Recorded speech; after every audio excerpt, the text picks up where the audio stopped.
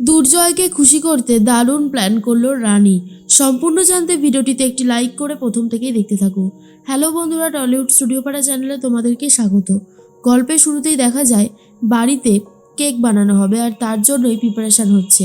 এরপর কুমু আর মাধুরী চলে গেছে রান্নাঘরে। সেখানে গিয়ে ডিম, চেরি, ক্রিম সব জোগাড় করতে থাকে। আর তখনই চলে এসেছে শুক্লা আর বলে, এ কি, ময়দা, ডিম, চেরি এগুলো দিয়ে কি হবে? কুমু তখন বলে, আরে কাকিমা, কেক বানানো হবে, কেক। তখনই মাধুরী বলে, হ্যাঁ মা, সামনেই তো ক্রিসমাস, তার জন্য আমরা সবাই মিলে এখন কেক বানানোর জন্য আগ্রহী হয়ে গেছি। দেখুন না, প্রত্যেক বছর তো জেঠুমণি কিনে নিয়ে আসে পার্ক স্ট্রিটের দোকানটা থেকে। এবারে আমরা বানাবো সবাই মিলে। আর কথাটা শোনার পরেই শুক্লার একটু সন্দেহ হয়। শুক্লা তখন বলে, কি ব্যাপার বলো তো বড় বৌমা, আমার তো একটা ডাউট তো এখানে লাগছেই। তোমরা কিনা বানাবে কেক? এই বুদ্ধিটা তোমাদের হতেই পারে না, অন্য কারোর বুদ্ধি। আর তখন রানী বলে, আমার বুদ্ধি, আমি ঠিক করেছি আজকে একটা কেক বানাবো। ভালো হবে না বলুন? তখনই শুক্লা বলে, ভালো হবে কি খারাপ হবে সেটা আমি কি করে জানবো? অদ্ভুত ব্যাপার, আমি এই সমস্ত কিছু জানি না।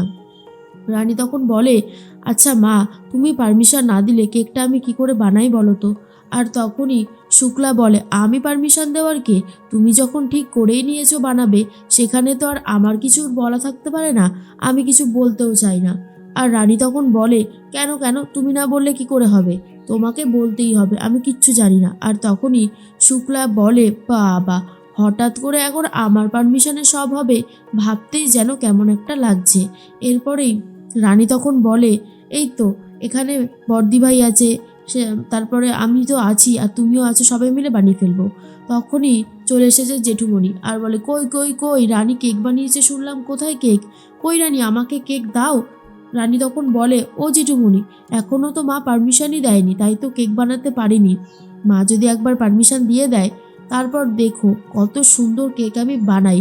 আর এর মধ্যেই বিনায়ক বলে, শুক্লা, তুমি ওকে পারমিশন দাওনি কেন বলো তো? না না না না না, এটা তো খুব অন্যায় হয়েছে, পারমিশন দিয়ে দাও, আর তুমি লেট করবে না। না হলে রানী কত সুন্দর কেক বানাবে বলেছে, সেটাও তো বানাতে পারছে না। এরপর শুক্লা বলে, ঠিক আছে বানাক তাহলে, আমি আর কি বলবো। এখন সবাই আমার কথা যেন কত শোনে, শুনলে হাসিও লাগে বাবা। এরপরেই রানী তখন বলে, আরে দেখোই না কত সুন্দর হবে, চলো চলো চলো, এবার আমরা শুরু করে দিই। এরপর রানী, কুমু, মাধুরী সবাই মিলে কেক বানানোর জন্য খুবই উৎসাহী হয়ে গেছে। এইদিকে অনিশা কথা বলতে থাকে দুর্জয়ের সাথে আর বলে, হ্যাঁ রে জয়, তুই কি আমার ওপর খুব রাগ করেছিস? প্লিজ তুই আমার ওপর এতটাও রাগ করিস না রে, আমার খুব খারাপ লাগছে। দেখ, আমার নিজের মনের মধ্যে একটা অপরাধবোধ কাজ করছিল, আর সেই জন্যই আমি তোকে বলেছিলাম যে তুই রানীকে কলেজে পাঠা, না হলে খুব খারাপ একটা ব্যাপার হচ্ছিল। দেখ, তুই কিন্তু রাগ করিস না। দুর্জয় তখন বলে, দেখ, আমি এই সমস্ত কথা না এখন একদম শুনতে রাজি না। আমার কিছু কাজ আছে আর আমি এখন সেগুলোই করতে চাই। তুই প্লিজ তোর নিজের রিলেশনশিপটাকে নিয়ে ভাব। তোরা যথেষ্ট অ্যাডাল্ট, আর আমার মনে হয় এইবার তোদের বিয়েটা করে নেওয়া উচিত, কারণ আর কত লেট করবি বল? দেখ, যতই বলি না কেন, মিস্টার গুপ্তার বয়স হচ্ছে, সেটা তো মানবি। এর মধ্যেই তখনই অনিশা খুব রেগে যায় আর মনে মনে বলতে থাকে, জয়, আমি তোকে ছাড়া অন্য কাউকে বিয়ে করতে পারবো না। আমি শুধুমাত্র তোকেই ভালোবাসি, তুই শুধু আমার, আর অন্য কারোর না।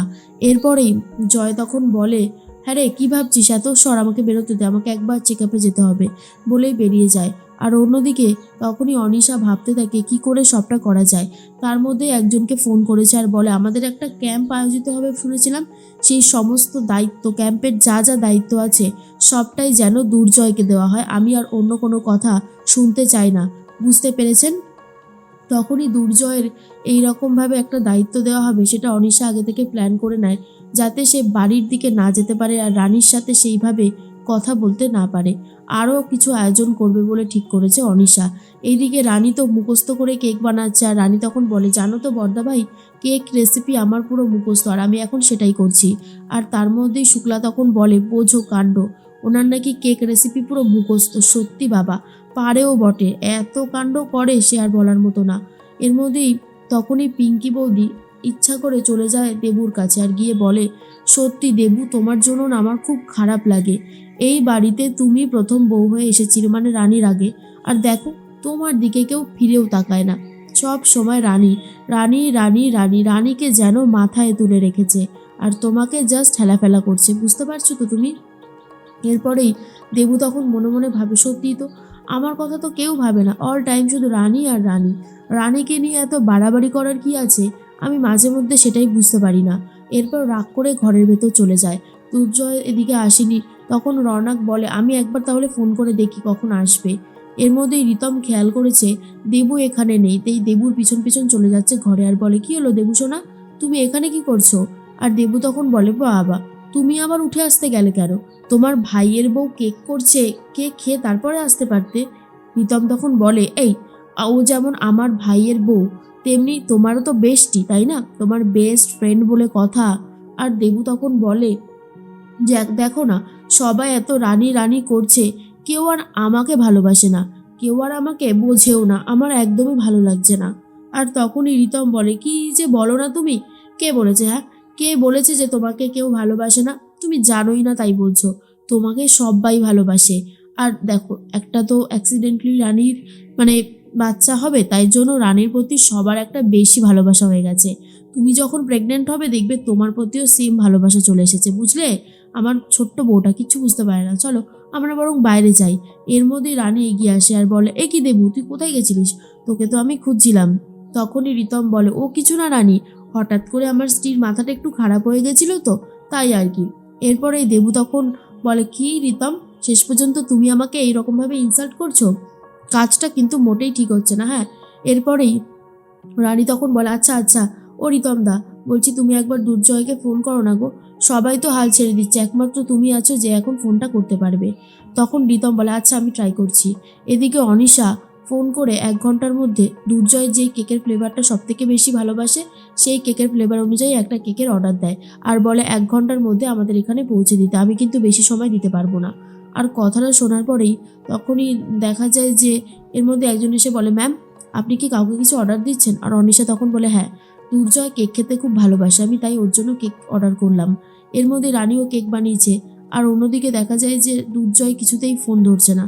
তারপর ফোন ধরেছে আর রিতম তখন বলে, এই ভাই, তুই একটু তাড়াতাড়ি বাড়িতে আয় না রে, তোর সাথে খুব দরকারি কথা আছে। তখনই দুর্জয় বলে, আমি এখন যেতে পারবো না, আমার এখন অনেক কাজ আছে, আমি সন্ধ্যেবেলার দিকে যাচ্ছি। তখনই রিতম বলে, না না না না না না, অত বেলা করলে তো হবে না, তোমাকে এখনই আসতে হবে।